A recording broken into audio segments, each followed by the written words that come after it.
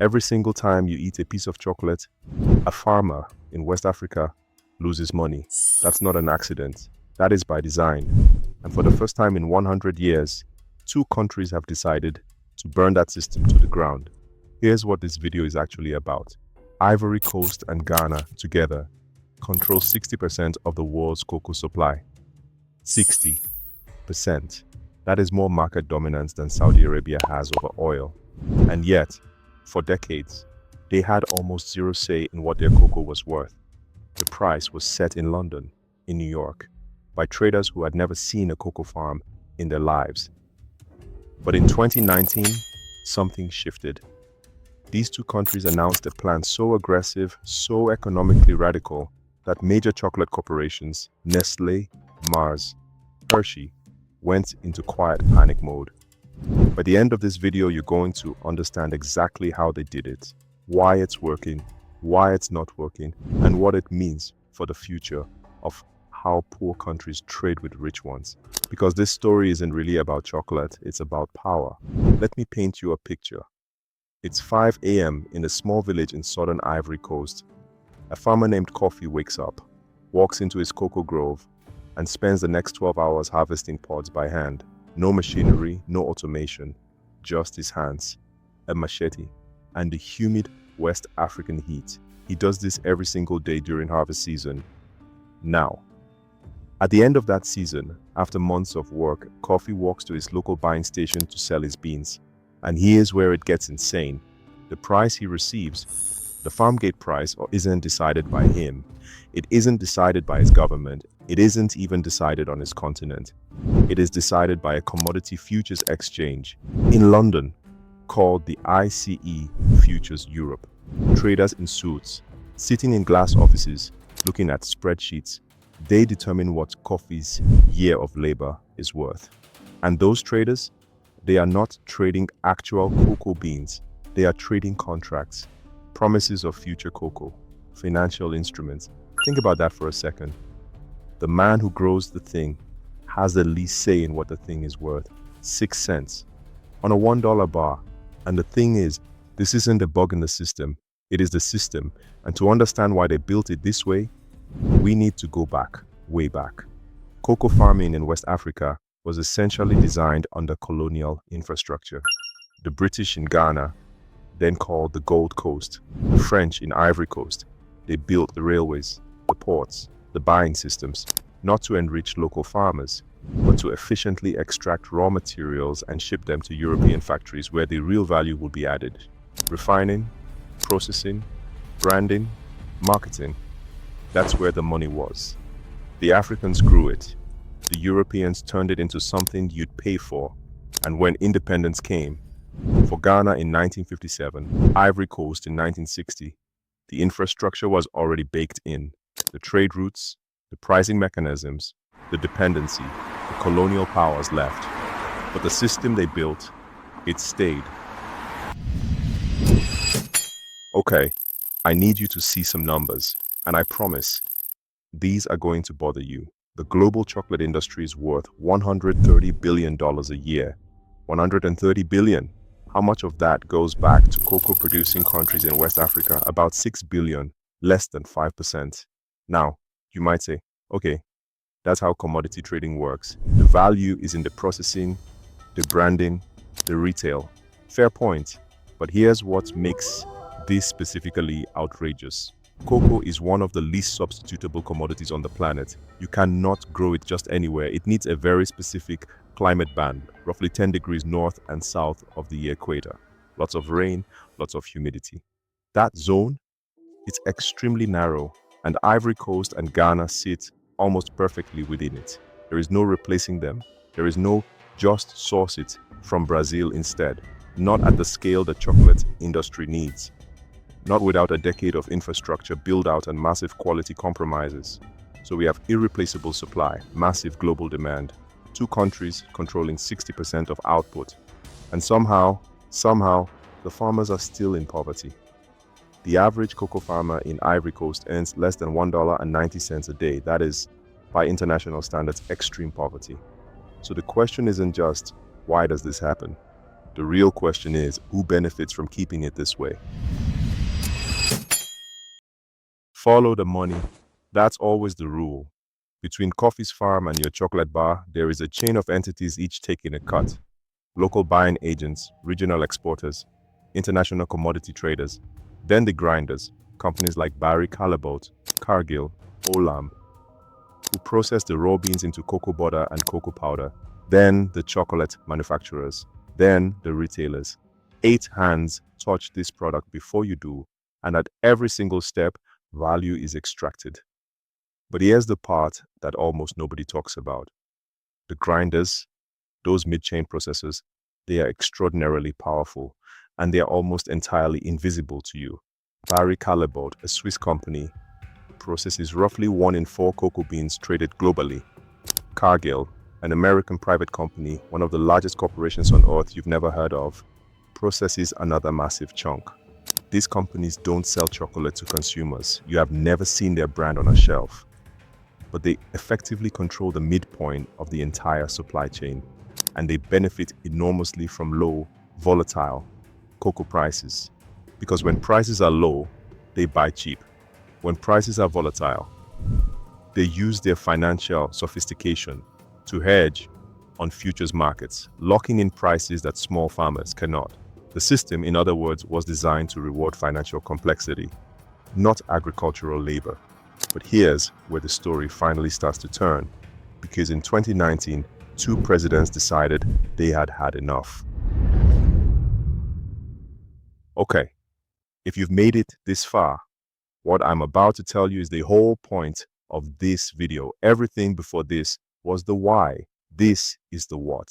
The presidents of Ivory Coast and Ghana, Alassane Ouattara and Nana Akufo-Addo, stood together and announced something nobody in the chocolate industry expected: a floor price. They called it the Living Income Differential, or the LID, a mandatory $400 premium per metric ton, added on top of whatever the London and New York futures markets set as the cocoa price, non-negotiable. You want West African cocoa? You pay the $400. You want to think about it? Fine, but there are no other suppliers at this scale. We'll wait. Now, for context, this was genuinely unprecedented in agricultural commodity markets. This was not a polite request. This was not a sustainability certification you could ignore. This was a government-mandated price floor enforced jointly by 2 sovereign nations backed by the threat of supply restriction. The chocolate industry called it a cartel. And suddenly, every financial analyst covering agricultural commodities started asking the same question: is this OPEC for chocolate? Now, I don't want to oversimplify this because comparing it to OPEC sounds exciting, but the reality is more complicated and actually more interesting. OPEC works because oil is a fungible commodity with enormous geopolitical and military weight behind it. Saudi Arabia can cut production and the whole world scrambles, because modern civilization quite literally cannot function without oil. Cocoa is different. Yes, it's irreplaceable. Yes, demand is inelastic. But cocoa is also grown by millions of smallholder farmers, not by a state-owned enterprise you can switch on and off. Ivory Coast alone has about 900,000 individual cocoa farmers. You cannot call a meeting of 900,000 people and tell them to slow down production. This is not a boardroom. This is a million small farms scattered across a forest zone the size of a European country. And here's the second problem, an even bigger one. The LID, the $400 premium, is paid to governments and cocoa boards, not directly to farmers. So the question becomes, does this money actually reach coffee? Or does it get absorbed somewhere in the bureaucratic chain between the port and the village? And this is where the whole experiment starts to crack at the edges. Look, I want to be fair here, because this isn't a simple heroes and villains story. The LID has been controversial, even within West Africa. First problem, compliance. When Ivory Coast and Ghana announced the $400 LID, several major chocolate companies did something unexpected. They started building up massive stockpiles. They saw the price floor coming, and in the years before it kicked in, they bought as much cheap cocoa as they possibly could and put it in storage. So the first year of the LID, many of them barely needed to buy any new cocoa at all. They just dipped into their stockpile. The premium didn't hurt them. They had planned around it. Second problem, certification arbitrage. Some buyers started sourcing more cocoa from sustainability certified schemes, Rainforest Alliance, Fair Trade, claiming they were paying premiums through those channels and therefore didn't need to pay the LID on top. Whether that logic holds up legally and ethically is debatable, but it introduced friction, confusion, and leverage for buyers to push back. Third problem, and this one is fascinating, Ghana versus Ivory Coast dynamics. These two countries are competitors, not just partners. Ivory Coast has historically been the more dominant producer. Ghana is smaller, but produces what many consider a higher quality bean, prized by premium chocolate makers. When they cooperate, they are powerful, but the moment one of them blinks, offers a quiet discount, processes a side deal with a major buyer, the whole strategy unravels. And there have been whispers. Here's the thing though, even if the LID has been imperfect, even if compliance has been messy, something bigger is happening here. Something that people who study global economics are watching very carefully. There is a concept in development economics called the commodity trap. It goes like this: poor countries export raw materials. Rich countries add value to those raw materials and sell them back. The poor countries stay poor. Rich countries get richer. This has described West Africa and cocoa for over a century. But Ivory Coast, in particular, has been making a very deliberate move to break it. Right now, Ivory Coast processes about 35% of its own cocoa domestically before export. A decade ago, that number was 4%. They are slowly, deliberately moving up the value chain. Instead of just exporting beans, they are exporting cocoa butter, cocoa powder, cocoa liquor, processed products worth significantly more than raw beans. And if they can push that number higher, if they can get to 50%, 60% domestic processing, the entire negotiation with multinationals changes, because now you are not just selling a raw material, you are competing with the grinders, you are Barry Callebaut. And that, more than the LID, more than the floor price, more than any cartel rhetoric, is the move that actually terrifies the chocolate industry. And then in 2024, something happened that nobody predicted. Cocoa prices went insane. By April 2024, cocoa futures hit $12,000 per metric ton on global exchanges, the highest price in 46 years, double, then triple what they'd been a year earlier. Why? Weather, disease. El Niño brought drought conditions to West Africa. A fungal disease called black pod devastated harvests. 2 consecutive seasons of significantly reduced output hit a market that runs on razor-thin inventory margins. And suddenly, all the power dynamics shifted. The companies that had been squeezing farmers and resisting the LID were now desperately bidding against each other for supply. Mars, Hershey, Nestle, scrambling, taking losses, shrinking chocolate bars, quietly raising prices. Meanwhile, Ivory Coast and Ghana suddenly found themselves with something they hadn't had in a long time: leverage. But here's the twist in the 2024 story that almost nobody is talking about.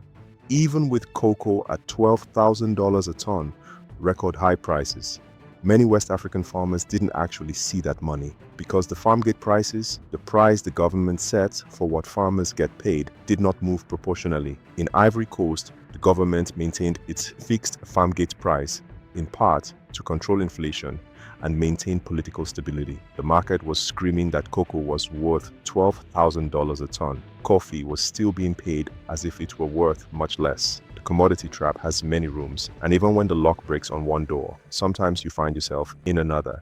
Let me tell you what I actually think is happening here, because it goes beyond cocoa. For most of the 20th century, the rules of global commodity trade were written by the countries that bought raw materials, not the ones who grew them. The pricing mechanisms, the futures exchanges, the quality standards, the financial instruments, all of it is designed in the global north for the benefit of the global north.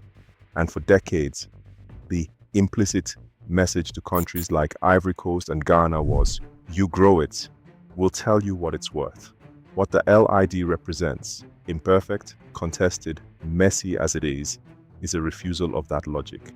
It is 2 countries saying, no, we have a number, and if you want what we grow, you'll pay for it.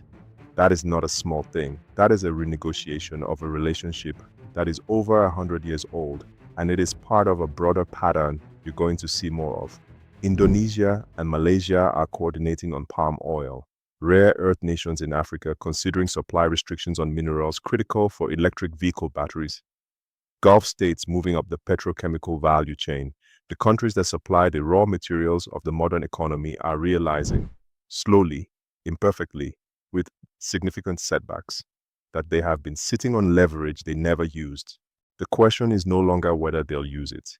The question is whether they'll build the institutions, the political will, and the inter-country trust necessary to use it effectively.